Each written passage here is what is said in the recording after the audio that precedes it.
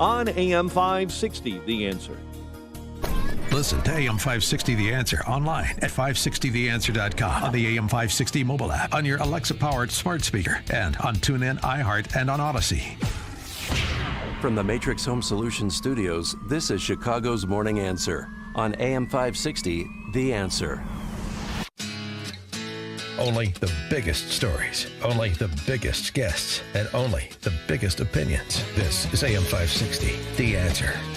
Dan and Amy, a postscript on the conversation we were having before the Mike Scott newscast. Suburban men, you know, these effete dandies that we're talking about, these male impersonators that live with suburban women who still think Biden's doing a good job because they're, I don't know, for a myriad of reasons, they're not paying attention.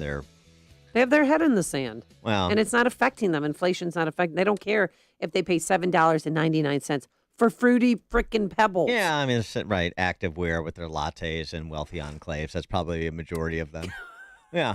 Going to the store, I'm activewear. But one of the things we were talking about in the break, though, and I've heard this too, some of these men, suburban dads, no, this is a serious thing, actually, though. Relationships with their daughters. And because of public school systems in the suburbs, even these wealthy enclaves, actually, especially these wealthy enclaves, and the private schools, especially in these wealthy enclaves, they allow their daughters to get radicalized at a young age, become political activists through school, and that continues obviously on through college because these kids are all going to college. And the men take the position, look, I don't want to argue with my daughter because I want to maintain my relationship with her. And she's so sensitive about this politician or this complement of issues that I just don't want to go there because I'm more interested in the relationship than I am in terms of arguing politics. And I do understand that. But, of course, the mistake up front was not paying attention to what was happening in pre-K through post-secondary education with your daughter or son, for that matter. But it is an interesting dynamic, and it's something that families do wrestle with. So I just wanted to throw that out there for additional consideration. All right, speaking of, I don't know if he's really effeminate. He's just super annoying. Comrade Bernie on the House floor, one of the leading Marxist lights of the new Marxist left, taking the opportunity with all this discussion of oligarchs in Russia and oligarchs in Ukraine to talk about the oligarchs in America. There's another economic reality taking place in our country. We don't talk about it enough, but we should. And that is that the people on top, the very wealthiest people in our country, are doing phenomenally well and, in fact, have never had it so good. Today in America, we have more income and wealth inequality than ever before. We talk a lot about Russian oligarchy, and that is certainly true. But anybody who thinks that we don't have an oligarchy in this country is surely mistaken. In our country today, we have two people who own more wealth than the bottom 40% of the American population, and the top 1% owns more wealth than the bottom 92%. Mm-hmm. For more on this, we're pleased to be joined by Don Boudreaux, American economist, author, professor, and co-director of the program on the American economy and globalization at the Mercatus Center at George Mason University. Don, thanks for joining us. Appreciate it. Always a pleasure, Dan and Amy. Bernie wants us to go back to happier times, the Soviet era, where the oligarchs were just members of the Politburo, and they didn't have big yachts and jets and soccer teams in England and so on and so forth. That's the same thing that we have here. It's interesting he's taken this opportunity to compare the kleptocracies of Russia and, frankly, Ukraine to America. Is that a fair comparison? No. The two people, he didn't name them, that he's referring to, of course, are Jeff Bezos and Elon Musk. These people created wealth. They didn't grab wealth. Everything, every dime that they own, well, I mean, the systems have imperfections in it, but the vast majority of the wealth that they own now is wealth that would not exist had they not created it, had they not used their entrepreneurial creativity open up markets, to pioneer new ways of producing things and new methods of delivering retail. Russian oligarchs, by and large, there may be exceptions. I don't know that much about the Russian economy, but Russian oligarchs, of course, are just extractive. Many of them get rich because they are connected with the state, and so they get special privileges. They're able to use coercion in order to transfer wealth from others to themselves. The application of the term oligarch to people like Bezos and Musk is simply inappropriate if you use that same term to apply to these extractive predators in Russia. I wanted to. The Sanders thing is just rank idiocy. I mean, it's just nonsense. Well, I understand. And normally it's almost not worth commenting on, except that 40% of the country believes him. Yeah, sadly so. Sadly so. People get confused by terms. We don't. It's a constant theme that I have when I teach and in a lot of my lectures. We Americans do not realize just how wealthy, ordinary Americans, how wealthy we are. And we are that wealthy precisely because we have a relatively open market economy in which entrepreneurs such as Jeff Bezos and Fred Smith of FedEx and Elon Musk can enter markets, can revolutionize markets that supply increasingly better goods and services to us at increasingly lower prices. And if they get rich doing that, great, because there are studies that show that the typical American entrepreneur who succeeds reaps roughly 2.2% of the social benefits of his or her innovations. The other 97.8% are spread out among ordinary workers and consumers. Yeah, so but if that's oligarchy, give me more of it. Yeah, but Don, I mean, I like the products and services that these people come up with, but I also want the money that they have. So how do I? Yeah, that option's not on the table. Well, what if I elect Bernie Sanders president? And he goes and takes some of it and gives it to me. Can't we do that? Yeah, so it's a one-time off. Yeah, you can steal. Bernie Sanders, Elizabeth Warren, many of these people on Capitol Hill, some of whom, by the way, are Republicans. Also, it's a one-off. You can seize their wealth, but then you don't get it in the future. People like that don't emerge in the future, and the economy stagnates. And history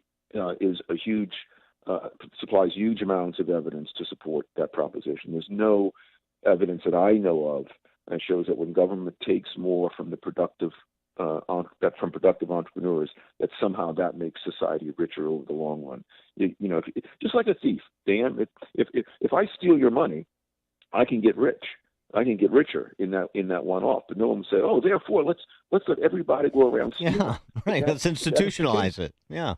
Yeah. Then we're all spending time stealing from each other. We're not spending time producing, and so over time, we're going to get a lot poorer. And by the way, a lot more authoritarian. All right. So yesterday, the CEOs of Alaska, American, Delta, JetBlue, Southwest United penned a letter to President Biden asking them to drop the mandatory mask mandates and the testing to get back into the country. Basically, they said, quote, "It makes no sense that people are still required to wear masks on airplanes, yet are allowed to congregate in crowded restaurants, schools, and at sporting events." Do you think that he's going to budge on this? I hope he does, but I don't think he will. I believe, this is judging from the outside, as most people. I'm not inside the White House, of course, but it seems as if Anthony Fauci still has a disproportionately loud voice in the White House, and Anthony Fauci's not letting go of his influence. And Fauci said long ago that in some offhand remark that he believes that masking on in public transports like airlines might just last indefinitely. Yeah. Oh, the guy likes Fauci likes lording it over people. So I hope Biden budges on it. I hope at least come April 18th or whatever is the expiration date that they let it expire then. Maybe electoral pressures will compel the Biden administration to finally start ignoring this tyrant. Well, they're not doing it in Europe. They're not doing it in Sweden. I mean, Heathrow right. Airport, you That's can right. walk around without a mask. Yeah, well, they're not doing it. They weren't doing a lot of things there that we were doing here, continue to do here. And here's the thing: those CEOs, these corporate CEOs, they're just so pathetic. And so now they come not from a position of principle, but they come from a position of utility, and it's just not particularly compelling. if you were making the case, which you should have been making this entire time, which we had a few weeks ago, Gary Kelly, the outgoing CEO of Southwest, and I think it was it United's guy too? I think it was United's guy. Was it Scott Kirby? No, it was. No, I thought it was American. It was American. It was Doug Parker. Yeah, said, yeah, the masks don't really do anything. They said that because they're both on the way out. Right. They said that in the 11th hour here, and now they're getting around to signing this letter from the CEOs too. Well, if the masks don't really do anything, rather than saying what somebody else is or isn't doing, rather than saying it's not fair because they're in restaurants, so they're not in restaurants, so they shouldn't be on planes, let's say this is pointless. It doesn't work. There's no transmission on airplanes.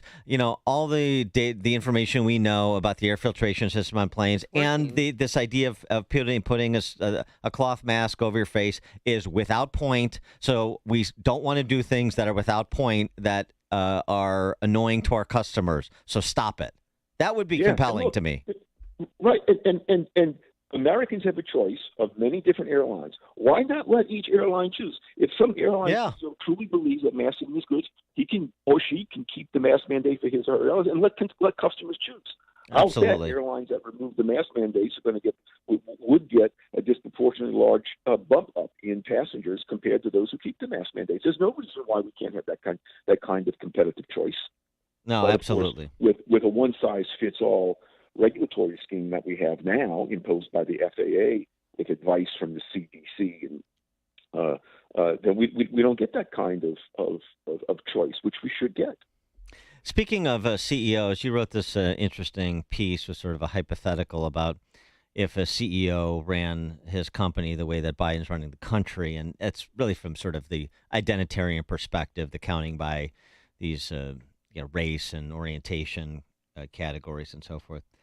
And, the hypothetical, your point is to say no CEO could run his company like Joe Biden is running the country with litmus tests that are non-behavioral, like race and gender for positions within the company, like he did for the Supreme Court, for example. But isn't corporate America increasingly moving that way with ESG, which was signed off on by Jamie Dimon and the Business Roundtable and all these Fortune 500 CEOs? It is, but, and I'm keeping my fingers crossed as I say this, hoping it's true, that we still do have, I think, in many markets anyway, a reasonable amount of competition and open entry. And that competition and open entry and consumers' ability still to say, no, I don't want to buy from you, I want to buy from this person instead, that competition will compel these companies to at least moderate severely all their woke posturing. But on the other side, to the extent that more and more market access comes through doors controlled by government, CEOs have to play along with the government officials who control those doors. And to that extent, all the corporate social responsibility nonsense will indeed elevate. So I think it's a struggle, Dan, between the extent to which our markets remain competitive and thus forcing companies to serve consumers well, and our market becoming dominated by crony capitalism, thus forcing companies to do the bidding of the elite and at the expense of consumers and workers. He is Don Boudreaux, American economist, author, professor, co-director of the program on the American economy and globalization at the Mercatus Center at George Mason University. Don, thanks as always. Oh, and also CafeHyek. I always want to remember CafeHyek. Oh, yes. That's a good blog to check out on matters economic. Don, thanks as always. Appreciate it. My pleasure. Thank you. Thank you. And he joined us on our turnkey.pro answer line. Connect with Dan and Amy on the AM 560 The Answer mobile app. Just text the word app to 64636 to download the app today. Folks, when shopping for a home mortgage, how much is great service, low closing costs, and competitive interest rates worth to you? At Townstone Financial, it's priceless. Hi, Barry Sterner, founder of Townstone Financial. Let's hear about the Townstone experience from one of our customers. My name is Melissa, and I bought my first home with Townstone Financial. It was a lot of personal attention. I felt like I was very comfortable. All of my questions were answered. It was a very personal, and Barry is very down to earth. He breaks it all down for the layperson who is not, usually a lender or knows anything about it. it and really actually cared about me and how I understood the process, I felt that I could trust Barry and Townstone right away. Remember, nobody values your home mortgage business more than Townstone. I